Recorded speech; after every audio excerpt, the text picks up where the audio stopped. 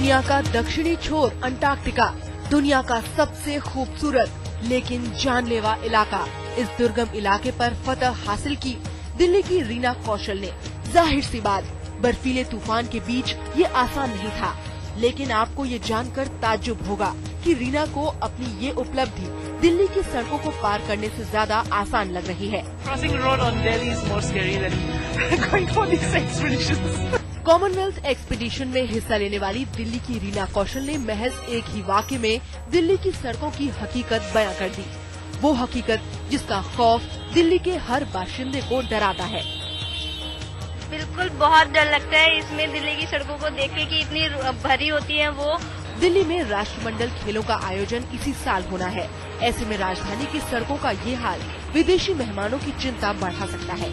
दिल्ली से कपिल शर्मा और अनुराग ढांडा के साथ आज तक ब्यूरो। प्रियंका गांधी और रॉबर्ट वाड्रा, करीब 13 साल पुराने एक अटूट रिश्ते की बेमिसाल बूंद।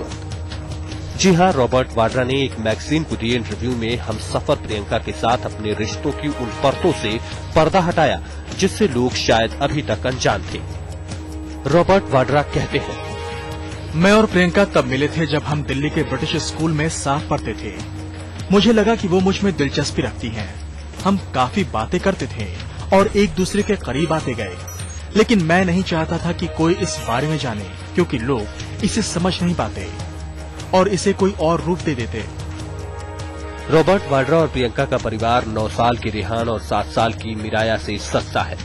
दुनिया भले ही इस जोड़ी को हाई प्रोफाइल जोड़ी के आईने में देखती है, लेकिन सादगी की जीती जागती मिसाल है ये जोड़ी।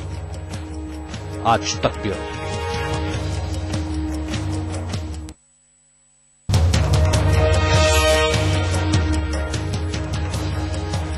मुंबई पुलिस के 8 पुलिसकर्मियों पर एक साथ गिर सकती है काज, क्योंकि 7 आईपीएस समेत एक कांस्टेबल को महाराष्ट्र के गृह मंत्रालय ने थमा दिया है नोटिस।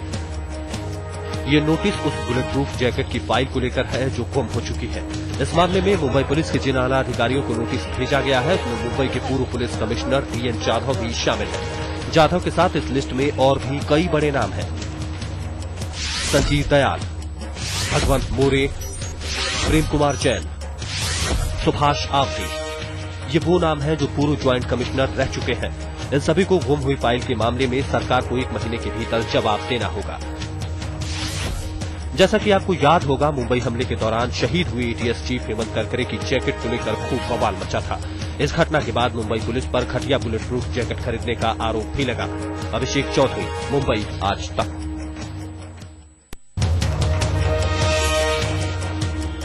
बेटे की बीमारी से पैसा बनाने का धंधा जयपुर के पीडब्ल्यूडी इंजीनियर शिवनारायण जोशी को भारी पड़ गया। जनाब अब पुलिस की गिरफ्त में है। इल्जाम है कि अपने बेटे के लीवर ट्रांसप्लांट के नाम पर पिछले 3 साल के दौरान उन्होंने 21 बिल विभाग में जमा किए, वो भी पूरे 2 करोड़ 66 लाख रुपए के।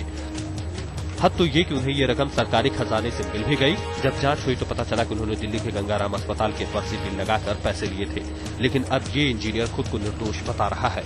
जब मैं निर्दोष हूँ, सारे बिल गंगाराम हॉस्पिटल के उन्हीं के डॉक्टरों के द्वारा सत्यापित की गए हैं।